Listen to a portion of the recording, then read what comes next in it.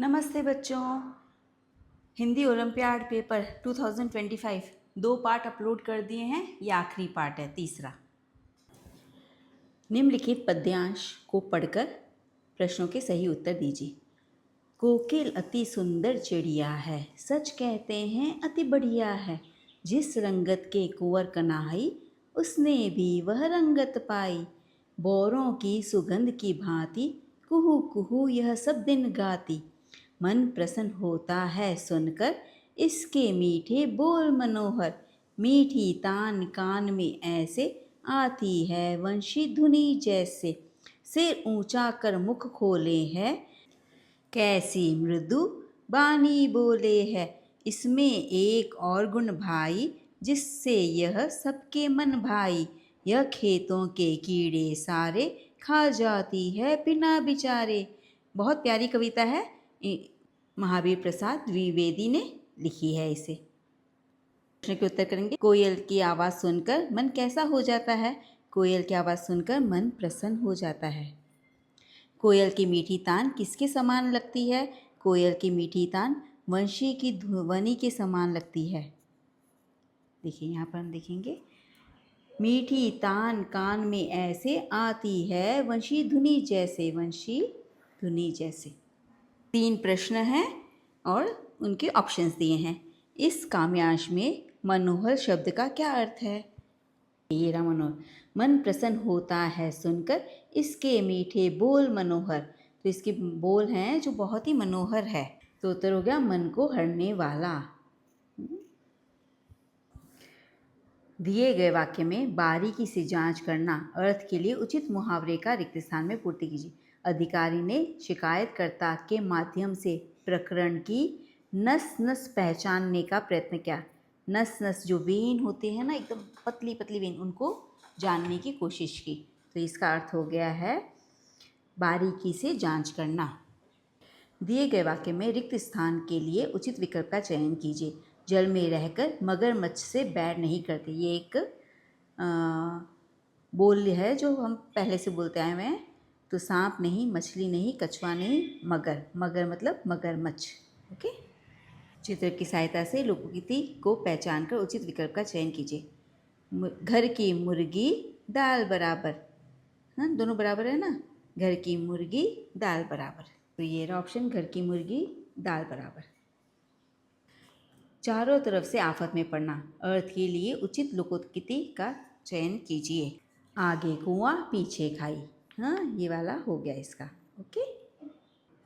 Column 1 में दिए गए व्यंजनों का कॉलम 2 में दिए गए उनके उच्चारण स्थानों से मिलान कर उचित विकल्प का चयन। बच्चों, इस प्रश्न के लिए हम ये ग्रामर बुक रेफर करेंगे। देखिए, तालव्य हो गया च वर्ग। तो आपका तालव्य क्या है? ये रहा तालव्य हो गया आपका च वर्ग। तो ये हो गया नंबर 1। ओके।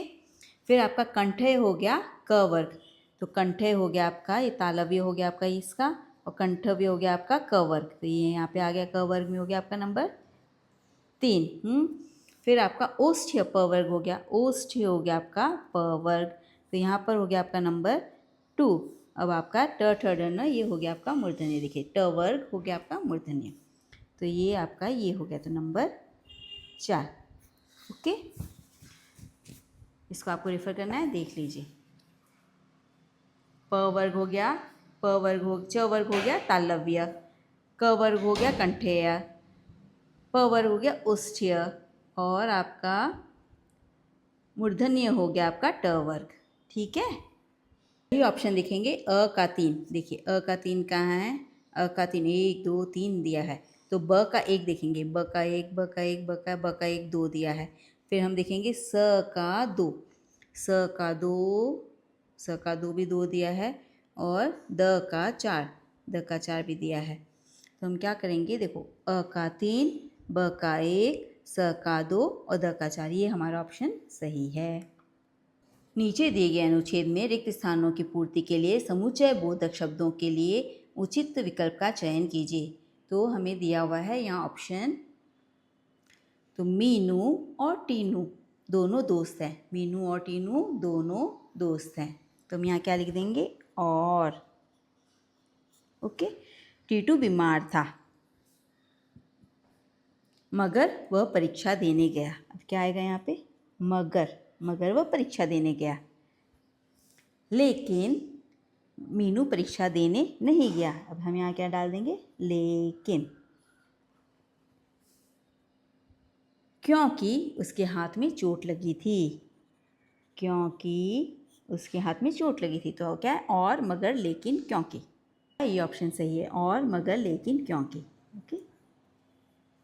एक नेत्रहीन दृष्टि बाधित व्यक्ति के द्वारा पढ़ने और लिखने के लिए डैश लिपि का प्रयोग किया जाता है। इसे ब्रेल लिपि कहते हैं। जो देख नहीं सकते हैं उनके लिए ब्रेल लिपि बनाई गई है, जो डॉट डॉट करके होती है, जिसे वो हाथ से छूकर पढ़ सकते हैं।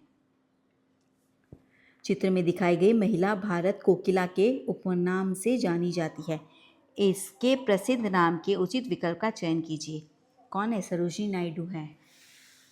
ये है सरोजिनी नायडू। निम्नलिखित श्रुति शम भिन्नार्थक शब्दों तथा उनके अर्थों के अनुचित विकल्प का चयन कीजिए। देखिए, ये ऑप्शंस दिए हुए हैं। तो इसमें अंश कंधा, अंश हिस्सा, अनिल वायु, अनल आग, उपयुक्त ठीक, उपयुक्त ऊपर कहा हुआ, यह है ऑप्शन जो कि अनुचित विकल्प है, रॉन्ग है। आइए ग्रामर बुक रिफ़र करते हैं। देखिए, नीड होता है घोंसला और नीर होता है जल। और यहाँ क्या दिया है? रिवर्स दिया हुआ है।